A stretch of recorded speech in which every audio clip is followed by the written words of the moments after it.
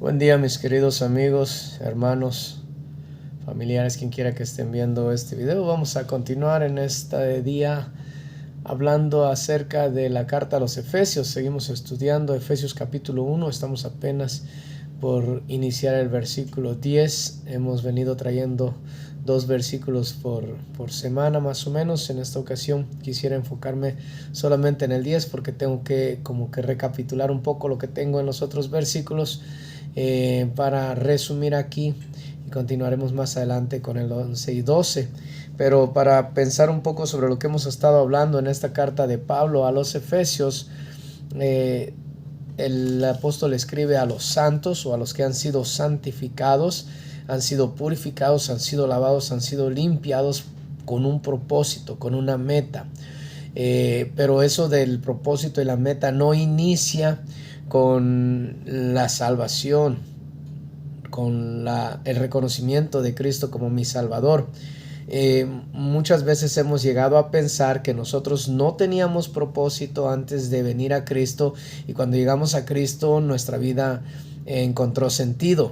Si bien es cierto, no comprendemos el propósito para el que hemos sido creados, no somos ignorantes, o como dice más adelante en Efesios capítulo 2, estábamos muertos y un muerto nada sabe, dice el libro de Eclesiastés. No es cierto, aunque eso es cierto, no es cierto que no teníamos propósito. Fuimos creados con un propósito, con una meta, con un plan creado, diseñado y llevado a cabo por Dios, a través de Dios el Padre, Dios el Hijo y Dios el Espíritu Santo. No es de que Dios creó un plan, una especie de grupo, de club, de beneficio abierto a cualquiera. Todo aquel que un día abre su mente y su entendimiento, su capacidad de comprender, o razona correctamente y dice: me conviene mejor buscar a Dios, busca a Dios, encuentra a Dios, y en ese momento su vida tiene sentido o su vida tiene propósito. No, hemos sido creados con propósito desde antes de la fundación del mundo, nos dice Efesios capítulo 1 versículo 4. Desde antes de la fundación del mundo, Dios había decidido que nosotros íbamos a ser santos y sin mancha delante de Él. Versículo 4, nos escogió en Él antes de la fundación del mundo para que fuésemos santos y sin mancha delante de Él, habiéndonos predestinado, dice el versículo 5, para ser adoptados hijos suyos por medio de Jesucristo, solamente porque Él así lo deseó, dice el versículo 5. El versículo 6, para alabanza de la gloria de su gracia.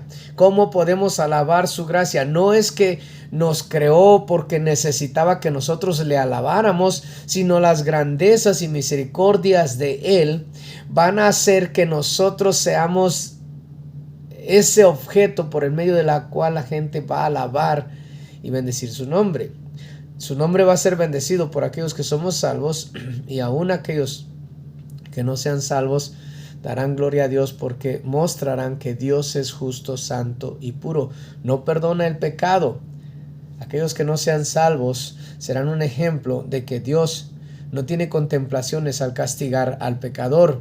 Lo dice la palabra del Señor en Deuteronomio, que Dios es lento para la ira, pero que de ningún modo, dice, tendrá por inocente al impío. Entonces estamos hablando nosotros de un Dios que no está atado por nuestra miseria o por lástima a nosotros, sino que ha decidido crearnos para ser santos y nos redimió, de versículo 6, a través de la sangre de Jesucristo, o a través de su sangre, y perdonó todos nuestros pecados. Esa redención la hizo sobreabundar para con nosotros en toda sabiduría e inteligencia, es lo que hablamos la semana pasada. No se obtiene esa salvación de una manera irracional o cerrando los ojos y creyendo a ojos cerrados. La gente piensa que la fe es creer algo que no es racional. No, la fe es creer algo que es demasiado racional para nuestra vida. la gente dice, si no lo veo no lo creo. Yo soy una persona complicada, si no lo veo no lo creo. Más bien es una persona demasiado simple, porque una persona que solamente cree en lo que ve es una persona que se guía por los sentidos. Pero si estamos hablando de la fe, estamos hablando de algo que ha sido desarrollado a través de la sabiduría y a través del razonamiento, a través del conocimiento y a través del uso de las facultades mentales. Entonces, un religioso no es lo que la gente dice, un fanático que no piensa. Un creyente real y que tiene fe, es uno que ha razonado las cosas y se ha dado cuenta que lo mejor para su vida es aquello para lo cual fue creado. Y dice que nos dio a conocer, versículo 9, dándonos a conocer el misterio de su voluntad según su beneplácito, el cual se había propuesto en sí mismo. Dios se propuso en sí mismo cumplir su voluntad por lo que Él deseó, lo que a Él le plujo hacer. Pero lo que vamos a ver en esta mañana o en este día es dándonos a conocer el misterio de su voluntad. La voluntad de Dios es un misterio. ¿Por qué? Porque no cabe en el razonamiento meramente humano. Si bien es cierto, los creyentes utilizamos las facultades mentales, no es a través de nuestras meras facultades mentales que encontramos a Dios. Nuestras facultades mentales deben ser instruidos, deben ser moldeados, deben ser saturados por la sabiduría de Dios, por el conocimiento de Dios. Cuando usted no había ido a la primaria, vamos a decir, no sabía contar, ni leer, ni escribir. Conforme fue pasando el tiempo, su mente fue siendo llena del conocimiento de la humanidad que nos lleva a leer, a escribir, a contar y a realizar diferentes operaciones aritméticas. ¿Cómo es que nosotros llegamos a ser capaces de eso? Utilizando nuestras facultades mentales para procesar ese conocimiento que se nos estaba dando. Bueno, lo mismo es en el asunto espiritual. Nosotros no tenemos el conocimiento mientras no hemos creído en Dios. No sabemos que fuimos creados con un propósito. No sabemos que fuimos creados para ser santos y solamente conocemos las sensaciones físicas y lo que nuestros padres y antepasados han creído que es bueno, y ellos persiguen esa satisfacción, ese deseo de estar bien, ese anhelo por estar completos, e inclusive reconocen algo que pocas veces se han puesto a pensar. ¿Qué dice la gente? La gente dice, bueno, pronto se va a acabar la vida, así que hay que vivirla para tener por lo menos esos recuerdos, esas memorias.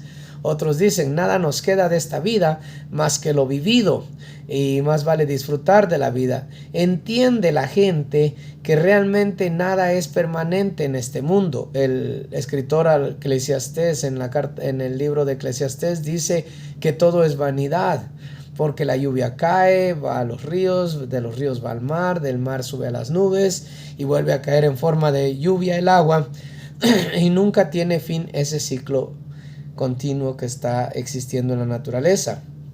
Lo mismo con todas las cosas. Él dice, nada tiene sentido, pero él lo está diciendo en la manera de pensar humana o en la forma de entender humana. Nada tiene sentido. ¿Qué propósito tiene que una persona nazca, crezca, se desarrolle, se procree, se reproduzca y muera? ¿Cuál es el propósito? ¿Cuál es la meta? ¿Cuál es el fin? ¿Venimos a este mundo solo para comer, vivir y morir? ¿O venimos a este mundo con un propósito más profundo que eso? Dios, versículo 9, tenía un plan que era un misterio, no porque es algo oculto en el sentido de malo. Era un misterio porque era, en primer lugar, imposible para nosotros como seres humanos llegar a entender eso. ¿Para qué creó Dios al hombre? ¿Y para qué, creando Dios al hombre perfecto, le puso un árbol en medio del huerto en el cual le dijo, de este no vas a comer, porque si comes vas a morir? ¿No podría Dios haber creado al hombre sin ponerle esa tentación? Pablo dice en Romanos capítulo 7 que cuando viene la ley que me dice que no haga esto, el pecado que mora en mí me atrae a hacer precisamente eso o a desear hacer eso. Entonces, ¿qué no es culpa de Dios que el hombre haya pecado? Porque Dios lo creó bien, santo, y después le da Dios al hombre un mandamiento: no comas de este árbol. ¿Para qué crear el árbol? Mejor no hubiera creado el árbol y no tendría tentación el hombre y todavía seríamos perfectos, nosotros llegamos a pensar. Pero el plan de Dios era crear una humanidad que tuviera la posibilidad de decidir, en este caso, mantenerse con Dios o alejarse de Dios. Adán y Eva no podían, antes de pecar, no podían buscar a Dios más porque ya tenían una relación perfecta con Dios. La decisión de ellos fue: estoy satisfecho en Dios, me satisfago en Dios, disfruto de Dios en lo que tengo, o busco una satisfacción diferente que se me está ofreciendo, en el caso de Satanás. Y ellos decidieron seguir a Satanás y entonces se estropearon la santidad. Pero ¿por qué Dios creó una humanidad que se pudiera estropear?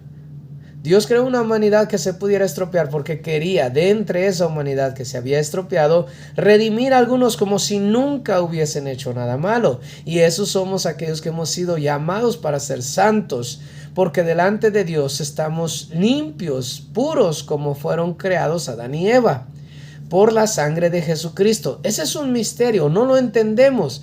Lo primero que viene a nuestra mente es: ¿por qué no todos? ¿Por qué no Dios decidió librar a todos y limpiar a todos y perdonar a todos?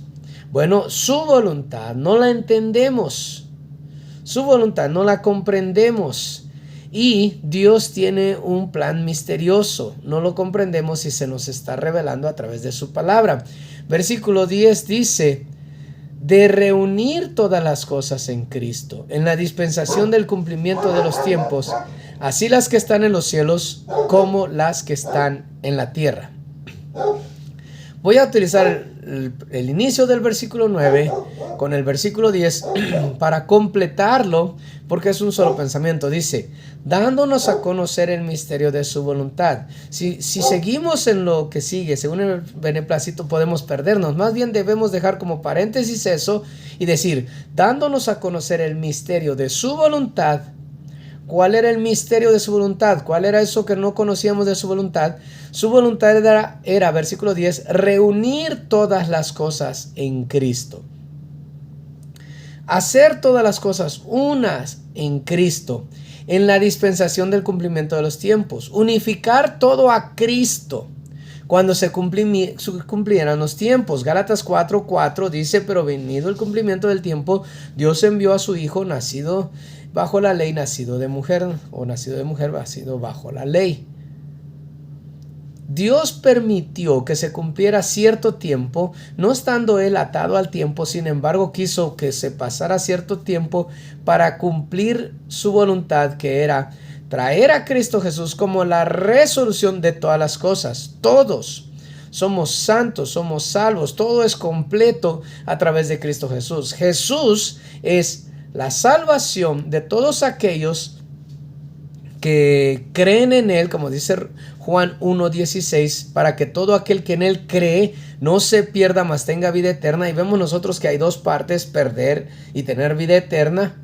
¿Por qué? Porque Jesús es la reunión de todo. En Jesús se resuelve todo. En la muerte de Jesucristo se decide. Ahí está la decisión. No es mi decisión. En Jesucristo, si yo considero, si yo entiendo, si yo me doy cuenta que Jesús es la solución para mi vida, entonces yo soy salvo. Pero si yo no quiero reconocer que Jesús es la solución para mi problema, entonces soy condenado. Juan capítulo 3 dice: el que en él cree no es condenado, pero el que no cree ya ha sido condenado. Entonces, Dios decidió poner en Cristo el punto crítico. No es a través de ningún otro medio que va a haber una decisión en nuestra vida. No son mis buenas obras, no son mis buenos pensamientos, no es mi sabiduría, no es mi capacidad económica lo que me va a poner bien delante de Dios o mal delante de Dios. Hay algunas personas que llegan a creer que los pobres son dignos del cielo porque ya tuvieron mucho sufrimiento aquí, por lo tanto Dios les permitió sufrir aquí y en el cielo recibirán bendición. Eso lo toman, por ejemplo, de la historia que Jesús cuenta acerca de el rico y Lázaro, cuando Abraham le dice: tú ya tuviste tus bienes y él tuvo sus males, como diciendo que Lázaro tuvo sus males y por eso fue al cielo.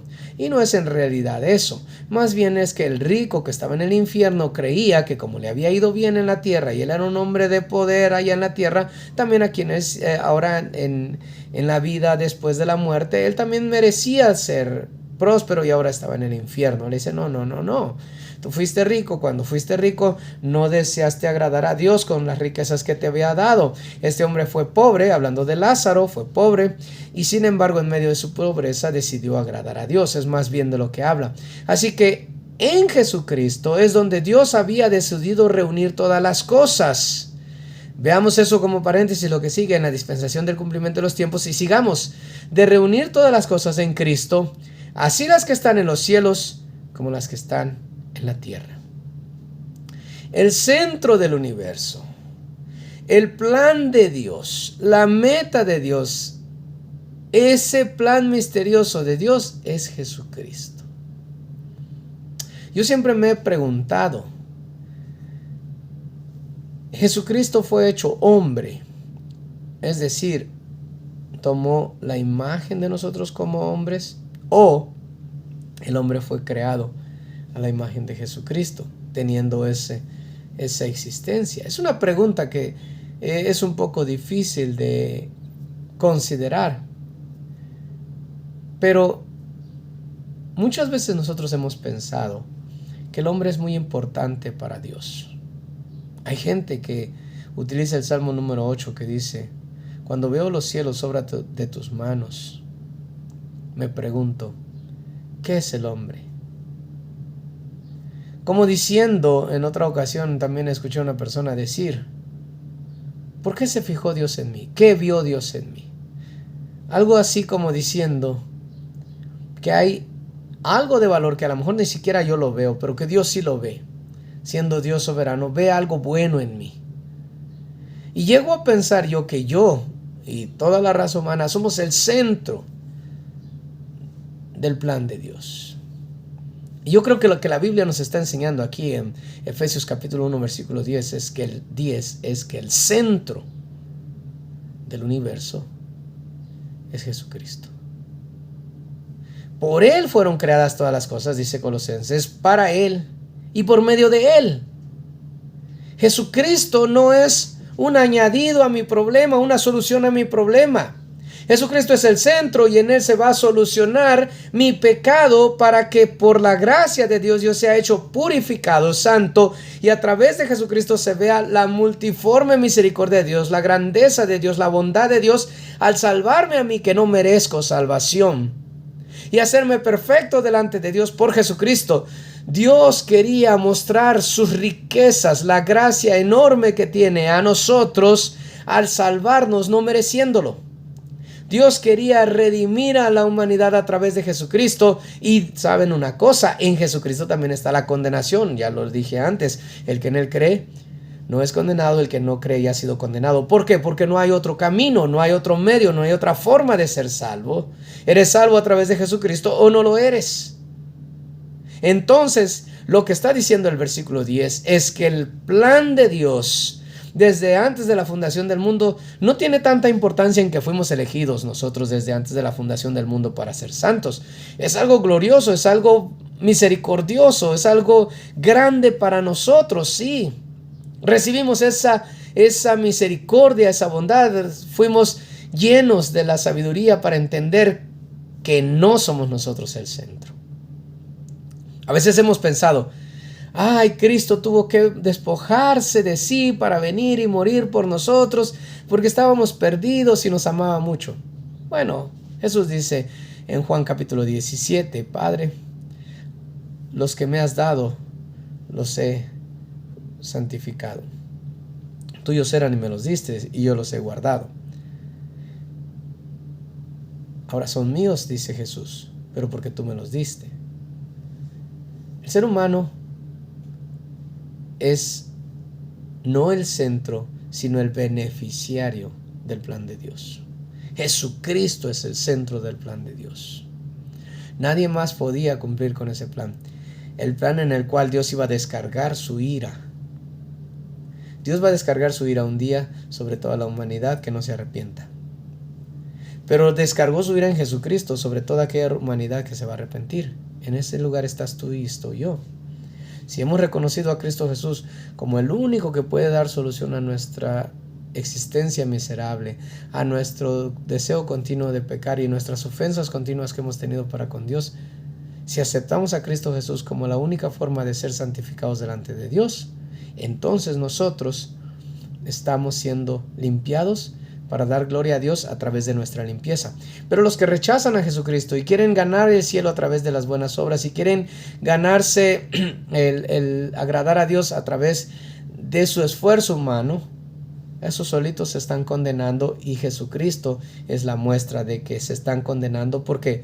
Porque aquí está la solución y ellos quieren otra. Está la solución perfecta, como la cual no va a haber nunca en ningún otro lugar, pero ellos dicen, no, esa no, yo quiero lograr la mía, a mí quiero que me cueste. Bueno, esa es la condenación, que la luz vino al mundo, pero los hombres amaron más las tinieblas que la luz.